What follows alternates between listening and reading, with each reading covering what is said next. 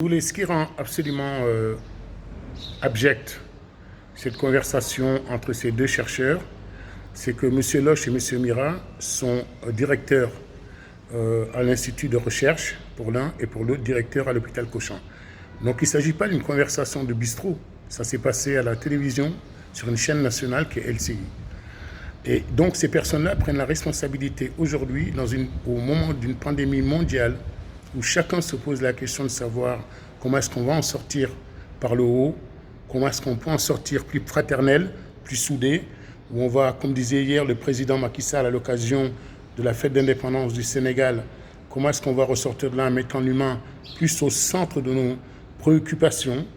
Eh bien, eux, à ce moment-là, ils décident de venir. Et d'ailleurs, il le dit sans complexe, je vais faire de la provocation. Mais quel intérêt de faire aujourd'hui de la provocation sur une question comme une pandémie où il y a des hommes et des femmes qui meurent et qui luttent pour leur survie.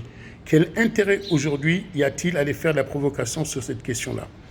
Qui plus est, ils vont très loin, parce qu'il ne s'agit pas d'une petite conversation sur savoir comment est-ce qu'on va faire pour s'en sortir et trouver une solution. Non, il s'agit très clairement de dire, écoutez, il s'agit d'Africains, et qui grosso modo, il renvoie à la situation des gens qui sont les plus détestés, ou qu'il faudrait le plus détester sur cette planète, qui sont effectivement les personnes qui sont malades du sida, qui sont les prostituées.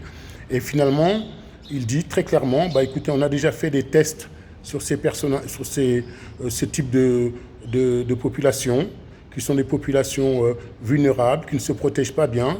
Donc écoutez, pourquoi ne pas les faire des tests sur les Africains? Pourquoi ne pas se servir d'Africains comme des cobayes, comme des rats de laboratoire pour aller essayer un vaccin? Alors, si vous voulez, lorsque M. Mira se permet de dire ça, et qu'en face de lui, la directeur de l'INSERM qui dit « vous avez tout à fait raison », alors un point, c'est un point, deux points, ça fait une ligne. Ça veut dire qu'à partir de ce moment-là, la décision qu'ils essayent d'expérimenter, qui est de dire finalement il y a une population sur laquelle on pourrait aller en toute impunité essayer un vaccin. Et cela est dramatique parce que toutes les personnes qui aujourd'hui se posent des questions, qui pensent que les puissances occidentales se sont toujours livrées à ce genre de choses à juste titre ou à tort, ils leur donnent du grain à moudre. Ils alimentent quelque part l'ensemble du fantasme sur ces questions-là. Et les gens sont bien fondés aujourd'hui de dire, écoutez, vous voyez bien, on vous l'a toujours dit, c'est ce que nous disent les gens d'ailleurs, que l'Afrique a toujours été un terrain de jeu et sert à des laboratoires pour les expérimentations les plus ignobles qui puissent exister. Donc ils prennent la responsabilité aujourd'hui de faire que même si demain, il y a un vaccin qui pouvait venir apporter la solution, ils vont rencontrer la défiance des populations. Mais vraiment, quand on en arrive à faire dans une même déclaration du racisme, du sexisme et de l'homophobie, et à renvoyer les Africains au niveau des prostituées et au niveau des malades du sida, eh bien je pense qu'à ce moment-là, on est dans l'insulte à caractère racial, dans la stigmatisation la plus ignoble, et que cela mérite de passer devant les tribunaux.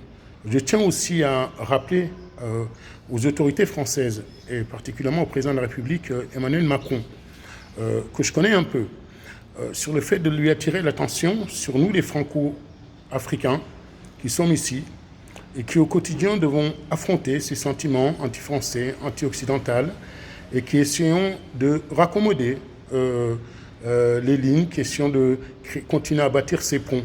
Eh bien, ce genre de déclaration va renforcer le sentiment anti-occidental et anti-français. Donc, il faut y mettre absolument un terme. Enfin, il y a une question de déontologie. Parce qu'à peine sommes-nous sortis de cette histoire de deux pseudo-chercheurs qui viennent expliquer qu'il faut transformer les Africains en rats de laboratoire, voilà que ce matin, sur une autre chaîne de télé, BFM, eh bien, il y a un journaliste qui pensait que son micro était éteint. Et au moment où on est en train de commémorer la mort des victimes du coronavirus en Chine, dit on est en train d'enterrer des Pokémon. Ça en dit long aujourd'hui sur la déontologie. Je pense que ça fait longtemps que nous savons qu'un certain nombre de chaînes de télévision sont devenues aujourd'hui des haut-parleurs de tous les mouvements racistes, xénophobes et qui s'en cachent même plus. On a le droit de se faire insulter régulièrement quand on est étranger. Et là, aujourd'hui, on va très loin puisqu'on est capable de faire de la provocation, on est capable de rire d'hommes et de femmes qui sont décédés et dont les familles sont en train de les enterrer. Et donc je pense que là, il faut une réaction extrêmement forte, extrêmement puissante des pouvoirs publics. Et vraiment, j'invite le président Macron à prendre toutes ses responsabilités par rapport à ce qui s'est passé sur LCI et ce qui s'est passé sur BFM aujourd'hui. Et parce que d'ailleurs, je remarque au passage que la journaliste Arlette Chabot, à aucun moment donné, n'a remis en cause ce qu'est en train d'expliquer ces journalistes. Et que leur seule réponse, c'est de dire « vous nous avez mal compris ». C'est-à-dire qu'en plus de nous insulter d'une façon violente, on nous fait croire aujourd'hui qu'on ne serait pas en capacité de pouvoir comprendre ce qu'ils ont dit très clairement. Donc on continue dans le cynisme, on continue dans l'abject. Et je pense que là, il faut continuer la mobilisation. Moi, je suis très content que des personnalités très importantes, Samuel Eto'o, Didier Drogba, des réalisateurs comme Cédric Lapiche ont rejoint l'appel des élus français du mouvement Eben. Je suis content que SOS Racisme ait saisi le CSA.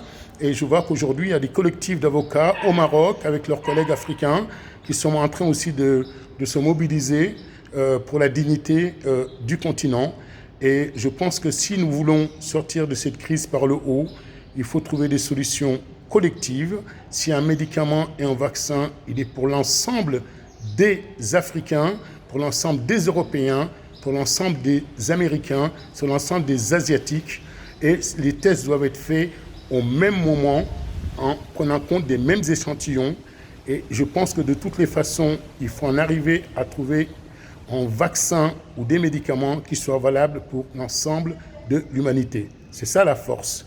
Et nous devons en profiter pour se débarrasser définitivement de tous ces hommes et de ces femmes qui, à travers leur chaîne de télé, déversent leur haine raciale à longueur de temps, qu'ils soient BFM, LCI, CNews. Aujourd'hui, c'est devenu les haut-parleurs des racistes du monde. À nous de leur dresser l'humanité que nous connaissons, la force des convictions. Et je vois qu'en Afrique, il y a des choses importantes qui se font. Je vois comment le Maroc, aujourd'hui, est en train de gérer humainement les populations migrantes sur leur sol. Je vois le maire de Lamara, en Tunisie, qui a fait appel à sa population pour aider au confinement des étrangers. Je vois en Afrique des chefs d'État, au Sénégal, au Rwanda, aujourd'hui dire on va mettre à la disposition des populations de la nourriture, de l'électricité gratuitement. Et je crois qu'il y a donc dans ce monde des gens qui commencent à comprendre, comme disait le président Macky Sall hier à son adresse, puisqu'aujourd'hui c'est le fête nationale d'indépendance du Sénégal. Et aujourd'hui, il est temps de remettre l'humain au cœur. Et donc tous les gens qui ne sont pas dans cette démarche d'humanité, nous devons les renvoyer dans les poubelles de l'histoire.